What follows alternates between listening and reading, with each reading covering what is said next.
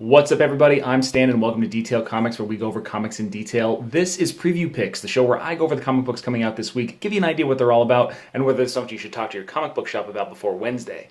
To start off with, we're going to talk about All New Wolverine number 24, which is continuing on with the Kinney disease arc, where Laura is off-world dealing with the Brood, and it's really kind of interesting, but this is going to be the conclusion, so I would really expect that this is going to tie up some loose ends regarding that, and then jump into the next issue. That's probably going to be a little bit better jumping on point if you want to get into the new adventures of the All New Wolverine. We also have Amazing Spider-Man 32, which is going to close out the standard numbering, so to speak, I believe, with the next issue being like 798 or something like that. But this is really tying up the Green Goblin storyline and everything that happened from the fall of Parker Industries before getting into a brand new arc about Peter Parker the Menace. So it's going to be kind of a conclusion tale. If you're following along with Amazing Spider-Man, you should definitely pick it up, but it's not necessarily something that I would recommend jumping on for. We also have Defenders number 5, which is continuing on with a great story arc. Definitely one of the surprise books that I've had so far, but not quite as much of a, well, actually more of a surprise than Venomverse number 2. Venomverse number 2, while well written, is definitely something of a kind of very specific series for people that are looking for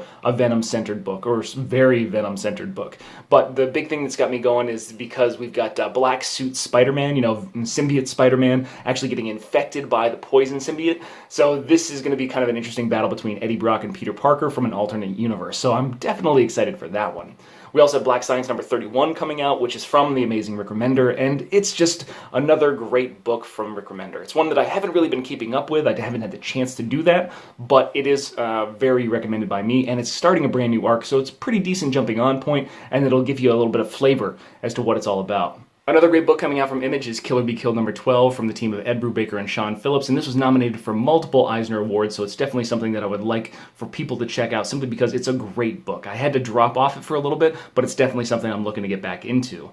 Also, we have Metal number 2 coming out from Scott Snyder and Greg Capullo, and I mean, that is it's the big blockbuster kind of event coming from DC, and it's looking great. Greg Capullo does fantastic jobs with the superheroes, and it's great to see him drawing other people besides Batman, but he does a killer job. I mean, where do you see Batman riding a goddamn dinosaur? It's definitely one of the coolest things that I've seen in comic books in recent history, and I think that Metal number 2 is just going to turn the volume up to 11.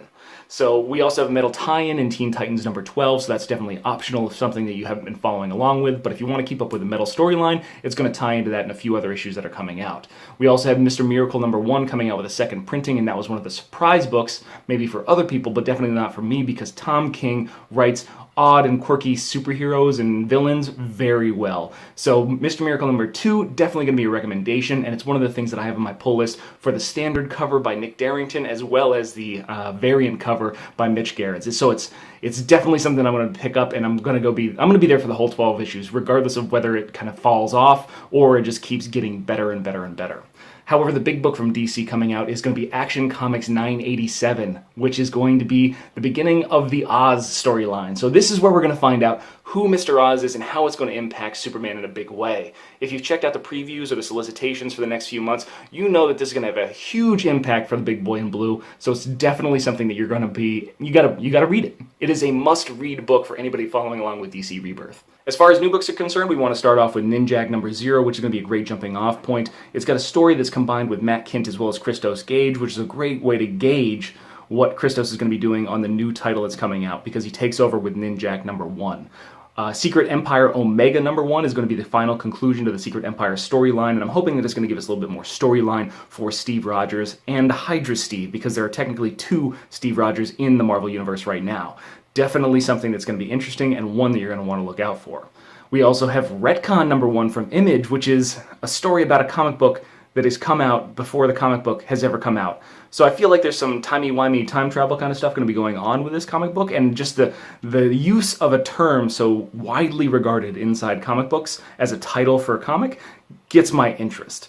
I'm going to have to double check it, whether it's something that I pick up digitally or physically, that's yet to be seen. And then the big number 1 coming out from Marvel is going to be Runaways number 1, which is really gearing up for the Marvel TV show, as well as kind of bringing back some great characters from historic runs on Runaways to see if we can kind of recapture that magic. Definitely one to look out for. So those are the books I'm going to be picking up this week, but I want to know what you guys are going to grab as well, so hit me up in the comments down below and we can start that conversation. As always, if you like what you see, hit the like button. Don't forget to subscribe to get more news, reviews, and commentary on comic books, comic book movies, comic book TV shows and games, and anything and everything having to do with comics.